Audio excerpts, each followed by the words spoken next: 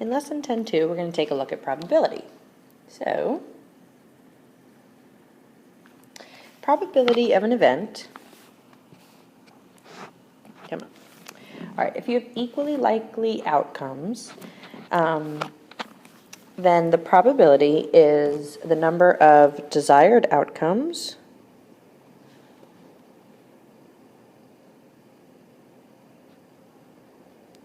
which really just means what you want,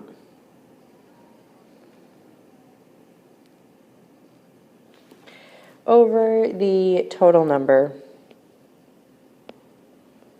of possible outcomes. So it's what you want over the total. Equally likely outcomes are outcomes that have the same number of occurrences.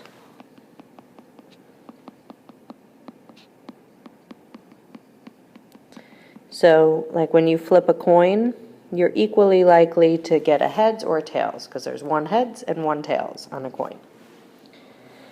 The probability is how likely it is that an event will occur.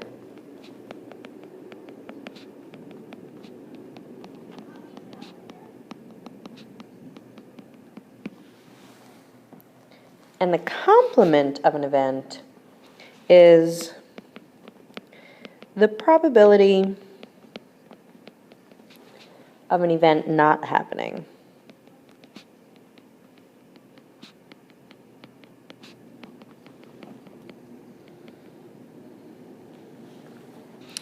And these two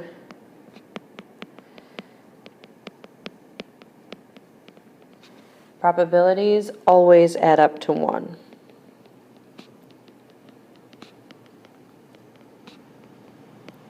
Because an event is either going to happen or it's not. There's no other way about it. So let's get rid of that. There you go. Okay? So let's find some probabilities here. All right. Go away. Okay, so what are we doing here? We have a spinner. We're dividing it into 8 equal sections numbered 1 through 8. Can we make this happen? Not really. Okay, find the probability for one spin of the spinner.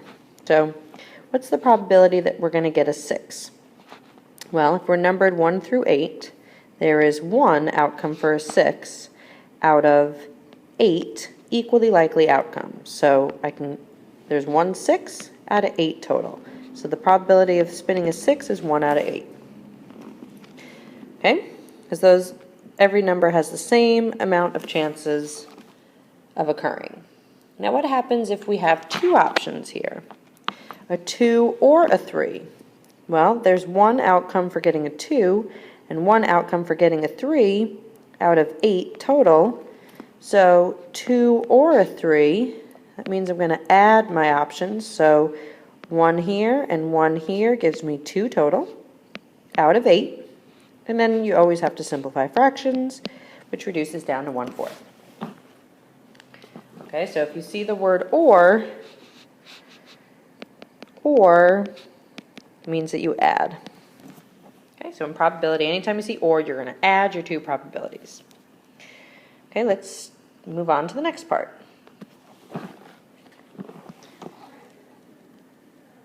Okay, we're going to talk about a complement now. So in Mr. Ching's class of 25 students, 4 have birthdays in November. Mr. Ching selects a student at random. And P stands for probability. So what's the probability of getting a November birthday? Well, there's 4 people with a November birthday out of 25. Not November is the complement. Since a student is either going to have a birthday in November or they're not going to have a birthday in November. So if 4 people have a birthday in November, if I take that out of the total, which has to be 1, remember 1 is like 25 out of 25. So if I take away 4 out of 25, I'm left with 21 out of 25. So the probability of having a birthday in November is 4 out of 25, but the probability of not having a birthday in November is 21 out of 25. Okay, and those two are always going to add up to equal 1. Always going to happen. Okay, so now let's find a probability. All right, so the 6th grade math class made 73 of the 100 posters made by the school. Find the probability that a randomly selected poster was made by the 6th grade class. Write your answer as a fraction, a decimal, and a percent. Well, 6th grade poster, there's 73 of those out of 100. To make that into a decimal, 73 out of 100 is 0.73. That's a decimal, sorry, it's kind of big. And to turn a decimal into a percent, you go 1, 2 places, and it's 73%. Now, this is something that wasn't mentioned earlier, but it is going to show up. State whether the above event is impossible, unlikely, equal likely, likely, or certain. Okay, so impossible means it has a 0 chance of happening. Unlikely is between 0 and a half. Equally likely is a half. Likely is between a half and 1, and certain means it's definitely going to happen. So 0.73, that's our probability, is between a half and 1, so I would say the event is likely. Okay, so that's going to happen on some of the practice problems, so just make sure we understand how to pick which one. All right, so now you're going to try the quick checks. You roll a number on a cube once. Find the probability that you roll a 4 or a 6.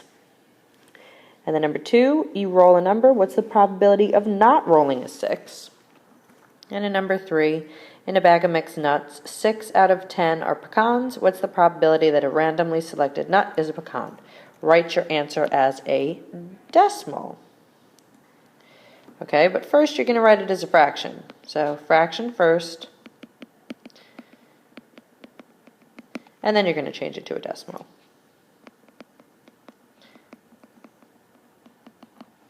Okay, so try those quick checks, and we'll check your work in class.